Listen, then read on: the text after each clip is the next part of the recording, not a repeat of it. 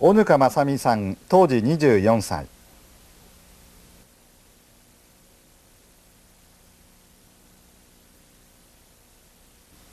爆心地から 4km の宇品で被爆しました。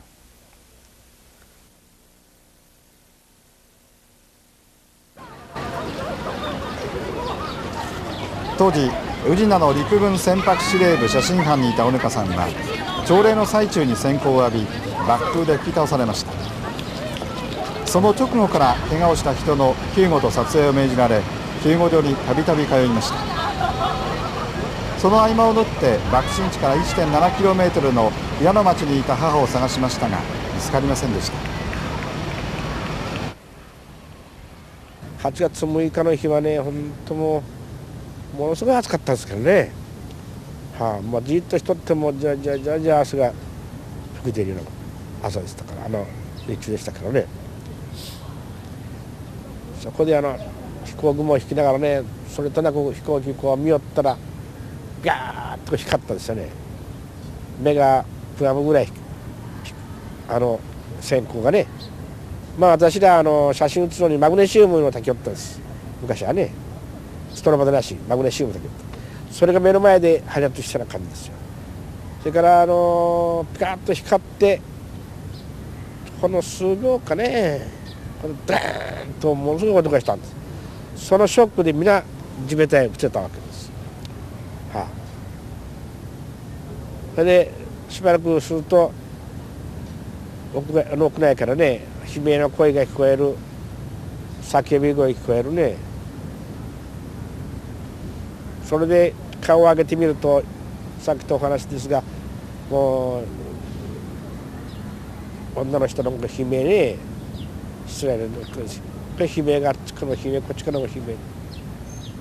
鳴、かわいそうですよね。どう言って表現してよろしゅうございますか。本当に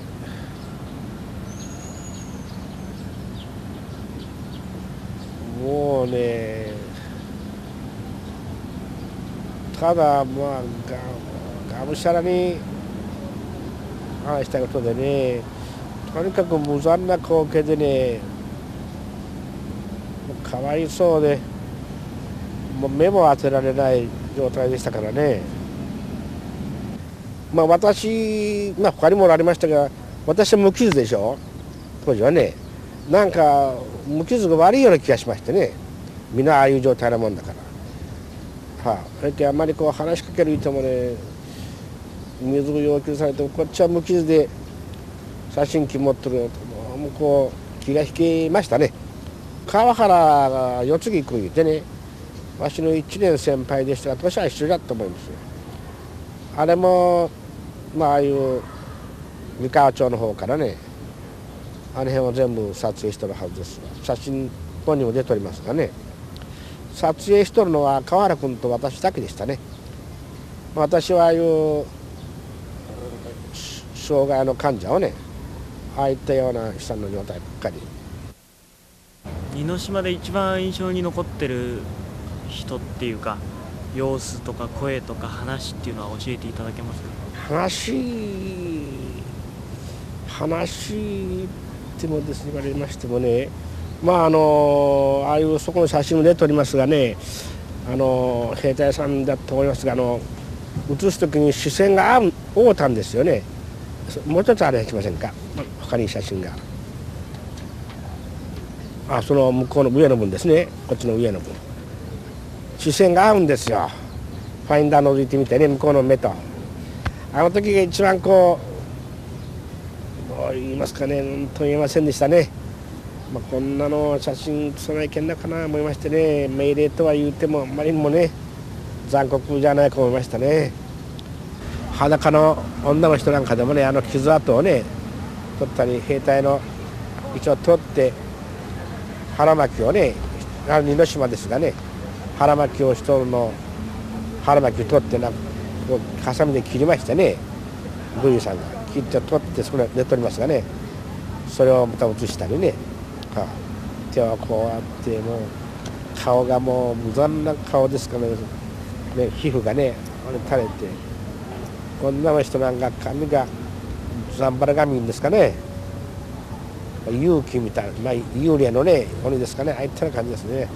今資料館にもありますわね、ああいったマリが乗っておりますがね、もう物も言われませんしね。だから今のそういう写真はもうおそらく虫の息言うんでしょうね。反応は全然ないですよね。もういう反応ないし。ですからね、黒い雨が降った一番そうですね、過酷な印象を言えばあれですね、江ノ島で撮影したこと、それから今の富士見町の地帯を折り重なってね、ほっと重ねて、まるでゴミでも投げるような格好ですわね。トラック運転兵隊が死んだのを投げ上げてね、トラックにそれこれ持って行って、あるいは練兵場もでしょ、練兵場とかこれね、まだ他にも相当ね焼かれたらしいですがね。あれが一番印象に残ったのはやっぱりあれですね、夕方夕日の反射でね、下の山がように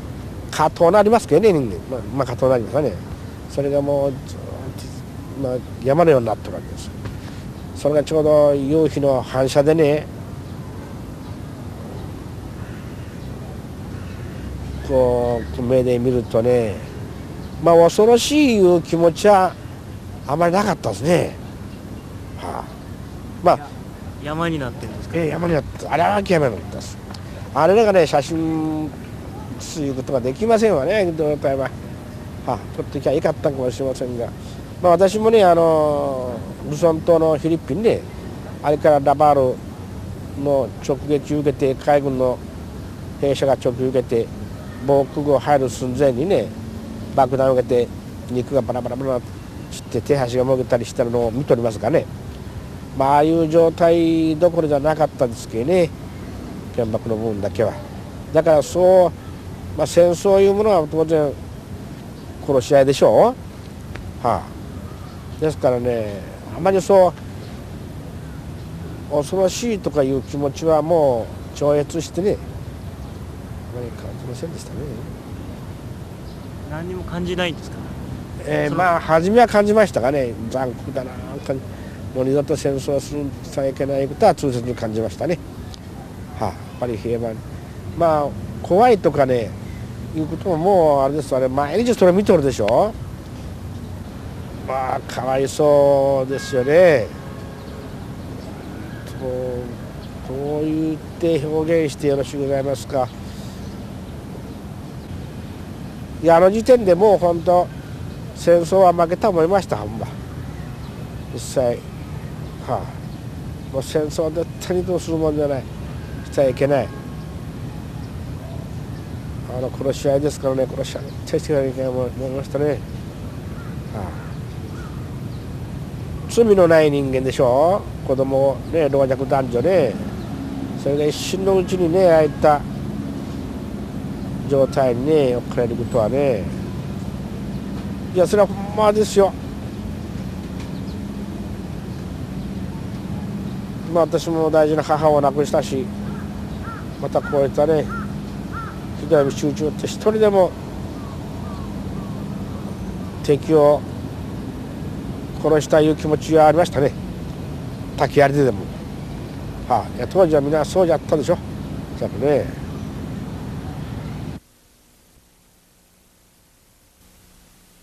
小ぬか正美さんの証言でした。